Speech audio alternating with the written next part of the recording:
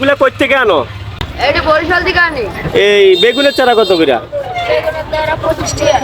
Hello বন্ধুগণ, আসসালামু আলাইকুম। আজ চলে এলাম এক খুদে সবজির চারা বিক্রেতার কাছে। কেমন আছো ভাইয়া? ভালো আছো নি? আরে বরিশাল। বরিশাল কোন জায়গায়?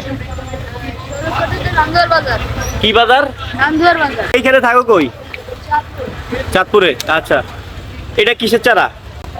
টমেটো। কত করে একটা নাও, হাতে নাও। এটা কত করে? 20 টাকা। এটা কি কত করে বেচো? 20 টাকা চারা। এইটা কি? কালো মরিচ। আচ্ছা, এগুলা কই থেকে আনো? এটা বরিশাল থেকে আনি। বরিশাল থেকে নিয়ে আসো।